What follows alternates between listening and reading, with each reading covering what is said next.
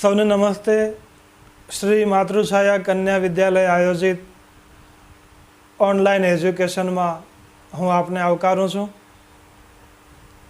ધોરણ 12 સંસ્કૃત. આજે આપણે સાહિત્ય વિભાગ અંતર્ગત અલંકાર પરિચય મેળવશું. અત્યાર સુધી શ્લેષ અલંકારથી તમે માહિતગાર બન્યા. આજે વધુ 2 અલંકાર એની વાત કરશું, પણ એ પહેલાં અલંકાર વિષયક થોડી વાત તાજી કરી લઈએ. અલંકાર શબ્દ અલંકૃ એ રીતે બન્યો છે, જેનો અર્થ થાય શોભા વધારનાર. શરીર પર જેમ દાગીના ધારણ કરે એ શણગાર શરીરની શોભા વધારે છે, તે રીતે સાહિત્યમાં, કાવ્ય જગતમાં અલંકારનો ખૂબ મહત્વ છે. આચાર્ય મમ્મટે કાવ્ય પ્રકાશ નામના ગ્રંથમાં અદ્ભુત વ્યાખ્યાઓ આપી છે. સાહિત્ય એ આલંકારિક શૈલીના કારણે જ જનમન રંજન કરી શક્યું છે, લોકોના મનને એ આનંદ આપી શક્યું છે. એટલે સાહિત્યમાં અલંકારનું ખૂબ મહત્વ છે. તમે ધોરણ 11માં પણ અલંકાર વિશે માહિતી મેળવી હતી. અલંકાર મૂળે 2 પ્રકારના છે: શબ્દાલંકાર, અર્થાલંકાર. એટલે કે શબ્દનો અલંકાર, બીજો પ્રકાર છે અર્થનો અલંકાર. પણ અપવાદ સ્વરૂપે ક્યારેક એવું પણ બને, એક જ કાવ્ય, એક જ શ્લોકમાં શબ્દ અને અર્થ બંનેનો સમન્વય હોય, ત્યાં ઉભયાલંકાર થયો એમ કહી શકાય. તો આ અલંકારોનું ખૂબ મહત્વ છે.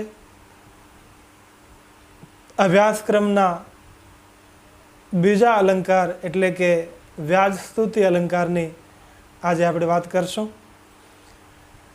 મૂળ તો વ્યાજસ્તુતિ અલંકાર એ તમારા માટે જાણીતો અલંકાર છે. ગુજરાતીમાં પણ તમે આ અલંકાર વિશે માહિતી મેળવી છે. ઉદાહરણો પણ કદાચ યાદ હશે કે વાહ તમારી બહાદુરી, ઉંદર જોઈને નાઠા. વાહ તમારી બહાદુરી, દેખીતી રીતે વાહ પ્રશંસા છે, વખાણ છે, પણ ઉંદર જોઈને ભાગવું એ પાછળ નિંદા છે. દેખીતી રીતે પ્રશંસા, એના મૂળમાં નિંદા, અથવા એનાથી ઉલટું, દેખીતી રીતે નિંદા હોય પણ એના મૂળમાં એના વખાણ હોય. તો કંઈક આવી સાહિત્યની યુક્તિમયી ભાષા એને વ્યાજસ્તુતિ અલંકાર કહે છે. આવો એની વ્યાખ્યાના ઉદાહરણ સહિત એની સમજ મેળવીએ. વ્યાજસ્તુતિ અલંકાર એનું લક્ષણ સૂચવતી પંક્તિ આ પ્રમાણે છે: વ્યાજ સ્તુતિર મુખે નિંદા સ્તુતિર યા રૂઢિરન્યથા. એટલે કે દેખીતી રીતે મુખે નિંદા સ્તુતિર્યા, મૌખિક રીતે કાં તો નિંદા થતી હોય અથવા તો સ્તુતિ એટલે કે વખાણ થતા હોય. મુખે જે કહેવાતું હોય, રૂઢિ અન્યથા, પણ પરંપરાગત એને ઉલટું સમજવાનું. વ્યાજ સ્તુતિર મુખે નિંદા સ્તુતિર્યા રૂઢિરન્યથા. મુખે વખાણ તો હકીકતે નિંદા સમજવી, મુખી નિંદા તો હકીકતે એને પ્રશંસાના અર્થમાં સમજવું. આ લાક્ષણિકતા એટલે વ્યાજ સ્તુતિ અલંકાર. તો પ્રથમ ક્રમે મુખે નિંદા છતાં પણ એના મૂળમાં સ્તુતિનો ભાવ રહેલો છે એવું એક વાક્ય જોઈએ. પતિત પાવની ગંગાને કવિ સંબોધીને કહે છે કે હે દેવનદી ગંગા સ્વરધુની કહતે વિવેક પાપીનો નયસે દિવમ. સ્વરધુની હે દેવનદી ગંગા તે વિવેક કહ, તારો વિવેક ક્યાં? કેમ આવો સવાલ કરવો પડ્યો? પાછળ એનો ઉલ્લેખ છે. પાપીન દિવમ નયસે, તું તો પાપીને પણ દિવમ દિવ્ય લોક એટલે કે સ્વર્ગલોકમાં લઈ જાય છે. હે પતિત પાવની ગંગા તારો વિવેક ક્યાં? તે વિવેક કહ. સ્વરધુની હે દેવનદી ગંગા તારો વિવેક ક્યાં? તું તો પાપીન દિવમ નયસે, પાપી માણસને પણ દિવમ નયસે દિવ્ય લોક એટલે કે સ્વર્ગલોકમાં લઈ જાય છે. અહીં દેખીતી રીતે દેવનદી ગંગાને કવિ નિંદા સ્વરૂપ જાણે ઉક્તિ ઉચ્ચારતા હોય, પણ મૂળમાં ગંગાની વ્યાપકતા બતાવી છે કે હે મૈયા ગંગા તારી ઉદારતા અદ્ભુત છે. પુણ્યાત્માઓનો તો તું ઉદ્ધાર કરે જ છે, પણ પાપીઓને પણ સ્વર્ગલોકમાં લઈ જાય છે. નિંદા સ્વરૂપે અહીં પ્રશંસા છે. બીજું ઉદાહરણ જોઈએ. એક વાક્યમાં ભગવાન રામને સંબોધીને કહેવાયું છે જનકસ્ય સુતા વ્યુઢા ધન્ય દાશરથે ત્વયા. દાશરથે હે દશરથ પુત્ર રામ જનકસ્ય સુતા વ્યુઢા, જનકની પુત્રીને પરણ્યા. અહીં શબ્દની ચમત્કૃતિ એ અલંકાર સર્જે છે. જનક શબ્દ દ્વિઅર્થી છે. એક તો નામપદ છે, જનક રાજા એનું નામ એટલે નામપદ, અને બીજો જનક શબ્દ એનો અર્થ છે પિતા. જનકસ્ય સુતા, જનક પિતાની દીકરી એટલે કે બહેન. હે રામ જનક સુતા વ્યુઢા, પિતાની પુત્રી એટલે કે બેન સાથે પરણ્યા. કટાક્ષ હોવા છતાંય, નિંદા હોવા છતાંય અહીં જનક રાજા અને પુત્રી સીતા એવો અર્થ સ્વીકારી અને આ વાક્યને દેખીતી રીતે નિંદા હોવા છતાંય મૂળમાં ભગવાન રામને અભિનંદન છે કે હે રામ તમને ધન્ય છે, તમને અભિનંદન દેવા ઘટે. કારણ કે સીતા સ્વયંવરમાં આવેલા અનેક રાજાઓમાં જનક સુતા, જનક પુત્રી જાનકીને પરણવાનું સદભાગ્ય તમને મળ્યું.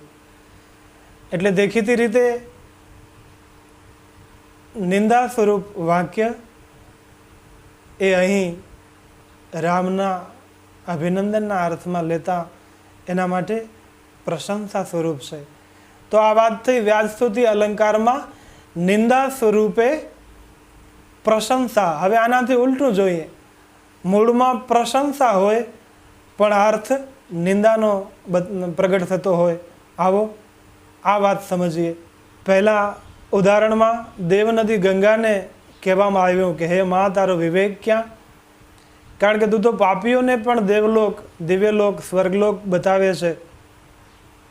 દેખીતી રીતે નિંદા છતાં પણ ભાવ, મૂળ ભાવ તો પ્રશંસાનો છે. બીજા ઉદાહરણમાં જનકસ્ય સુતા વ્યુઢા, અહીં જનક પિતાના અર્થમાં સમજતા નિંદાપાત્ર, પણ જનકસ્ય સુતા રાજા જનકની પુત્રી જાનકીને તમે પરણ્યા એ પ્રશંસાના અર્થમાં છે. મૂળ એનો ભાવ પ્રશંસા સૂચક છે, માટે સ્તુતિનો ભાવ હોવાથી અહીં દેખીતી રીતે મુખે નિંદા, પણ દેખીતી રીતે હકીકતમાં એ સ્તુતિનો ભાવ છે. એનાથી વિપરીત ઉદાહરણ એની વાત કરીએ.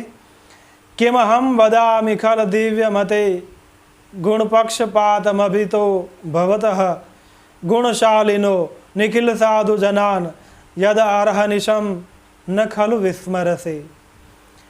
પ્રસ્તુત શ્લોકમાં દુર્જનને સંબોધીને કહેવાયું છે કે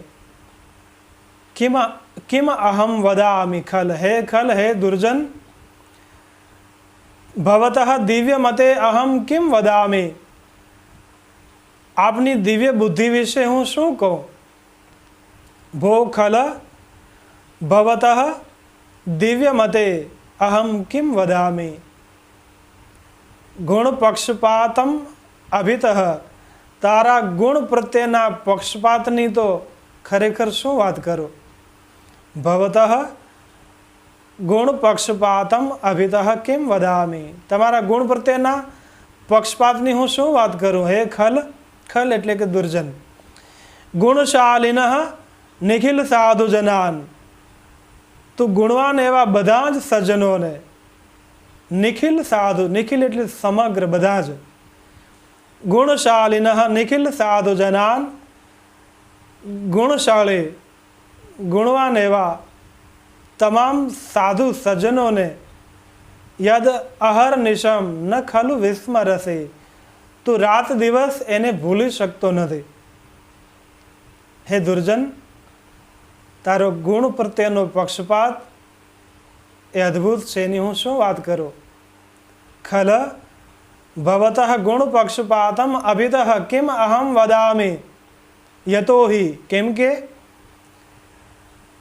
નિખિલ સાધુ જનાન ગુણશાલિન યદ અહર્નિશમ ન ખલુ વિસ્મરસે, સજ્જનોને, ગુણવાન સજ્જનોને તું રાત દિવસ ભૂલી શકતો નથી. અહીં દુર્જનને સંબોધીને આ શ્લોક મૂકવામાં આવ્યો છે. દેખીતી રીતે અહીં દુર્જનોની સ્તુતિ, એમના વખાણ દેખાય. હકીકતમાં દુર્જનોને એમનો જે નિંદાનો સ્વભાવ છે એને ઉજાગર કરવાનો આ શ્લોક દ્વારા પ્રયત્ન થયો છે કે સતત એઓ સજ્જનોને પરેશાન કરતા હોય છે, માટે એમના સ્વભાવની આ નિંદા છે. દુર્જનોના સ્વભાવ પર અહીં કટાક્ષ કરવામાં આવ્યો છે.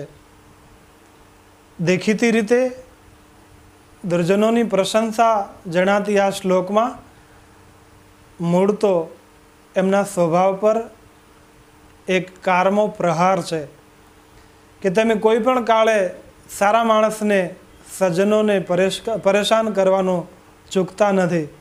કેમ હમ વદામિ ખલ દિવ્ય મતે ગુણ પક્ષપાતમભિતો ભવતઃ ગુણશાલિન નિખિલ સાધુ જનાન યદ અહર્નિશમ ન ખલુ વિસ્મરસે. તો અહીં પ્રશંસા, સ્તુતિના બહાને દુર્જનના સ્વભાવની નિંદા કરવામાં આવી છે. આશા રાખું કે વ્યાજ સ્તુતિ અલંકાર એના મૂળને, એના તથ્યને તમે સમજી શક્યા હશો. દેખીતી રીતે વિરોધ હોય, નિંદા હોય, ત્યાં વાસ્તવમાં એની પ્રશંસા સમજવાની હોય, અને જ્યાં સ્તુતિનો ભાવ છે, પ્રગટ ભાવ સ્તુતિનો હોય, વખાણનો હોય, પણ એનો મર્મ આખર નિંદા સ્વરૂપ હોય. સાહિત્યનો આ અલંકાર એટલે વ્યાજ સ્તુતિ અલંકાર. આ અલંકાર પરીક્ષાની દ્રષ્ટિએ અલંકાર સમજાવો એ રીતે તો મહત્વનો ખરો જ, પણ આના ટૂંકા પ્રશ્નોત્તર પણ હોય એ રીતે પણ તમારે આ અલંકારને સમજવો રહ્યો. આવો ત્રીજા અલંકાર, વિરોધ અલંકારની વાત કરીએ. એની લાક્ષણિકતા આ પ્રમાણે છે.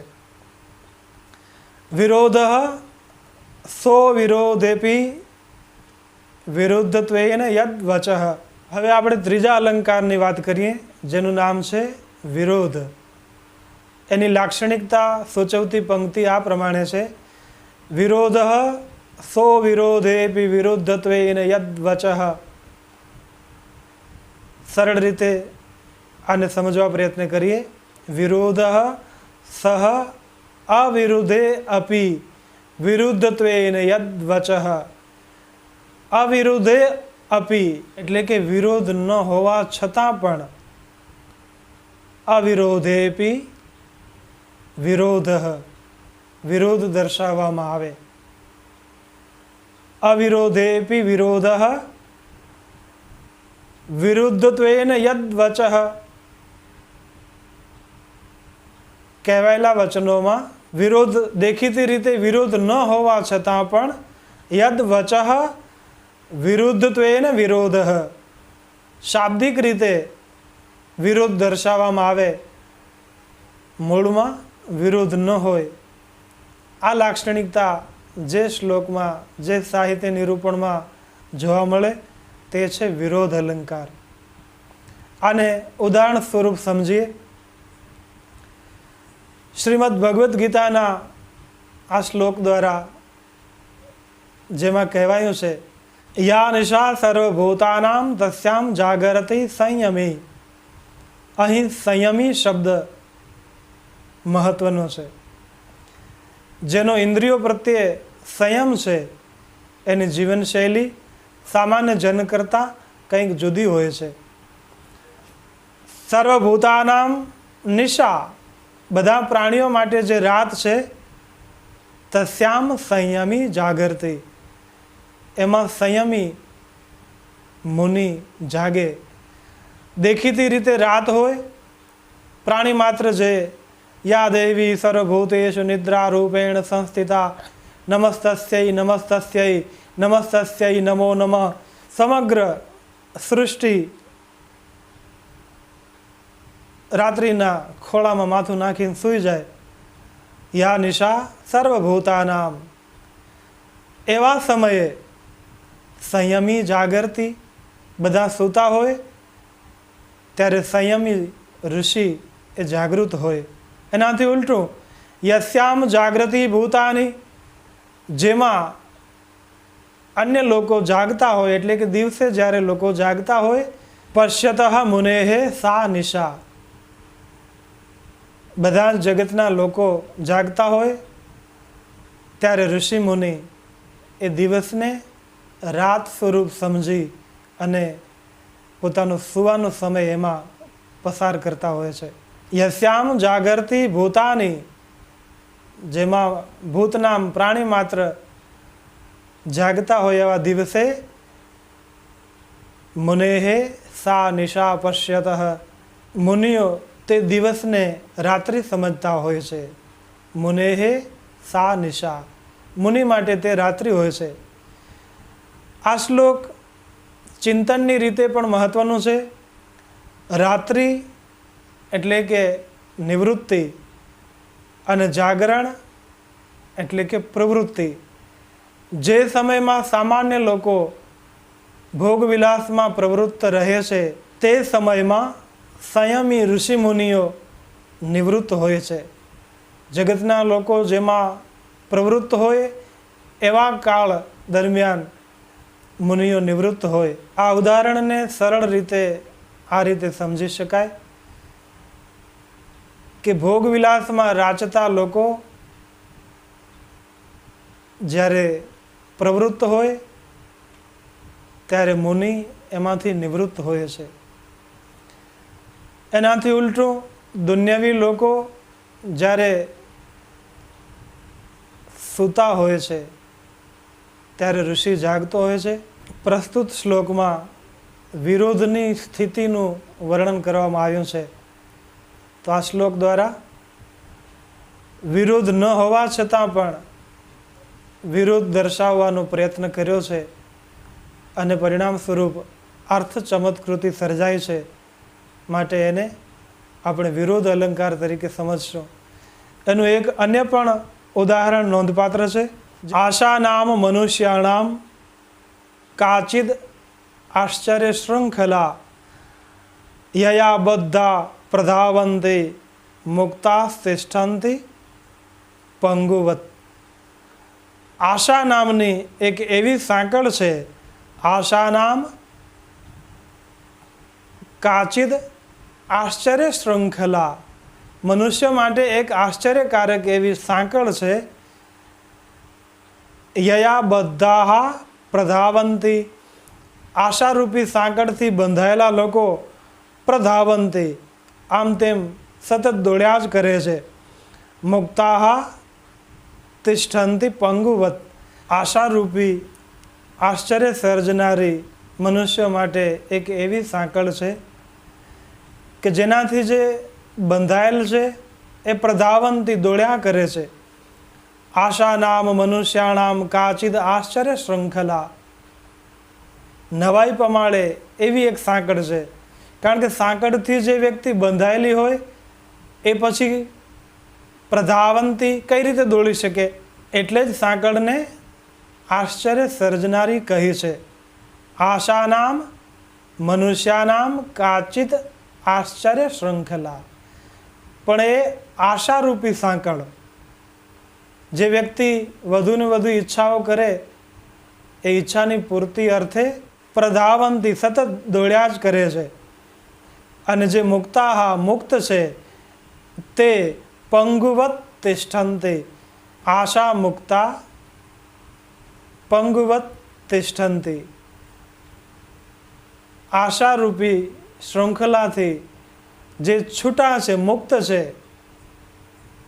એ પંગુવત એક અપંગની જેમ તિષ્ઠતી, ત્યાં ને ત્યાં રોકાઈ જાય છે, પડ્યા રહે છે. હવે આપ સમજી શક્યા હશો કે આ ઉદાહરણ એક એવી સાંકળની વાત કરે છે. સામાન્ય સાંકળ કરતાં કંઈક જુદી છે. સામાન્ય સાંકળથી બંધાયેલ વ્યક્તિ એ વિચરણ ન કરી શકે. જે મુક્ત હોય એ જ ગમે ત્યાં દોડી શકે, હરી ફરી શકે. પણ આશારૂપી સાંકળ એ એવી છે કે જેનાથી બંધાયેલ વ્યક્તિ ઉલટાનું વધુ દોડે. જેટલી આશાઓ વધારે એટલું દોડવા પણ વધારે. અને જે આશા રહિત હોય, ઈચ્છા રહિત હોય, એ વ્યક્તિએ બહુ દોડ કાઢવાની જરૂર હોતી નથી. એટલે એ મુક્ત છે. એટલે પંગુવત તિષ્ઠંતિ, આશા મુક્ત હોવાને નાતે એ એક જગ્યાએ આરામથી સ્થિર હોય છે. આશાવાન વ્યક્તિ ક્રિયાશીલ હોય અને નિરાશ હતાશ વ્યક્તિ એ નિષ્ક્રિય હોય, એવો આ વાક્યનો ભાવાર્થ થાય છે. પ્રત્યક્ષ રીતે અહીં વિરોધ દર્શાવ્યો છે, તો પણ અહીં વિરોધ નથી.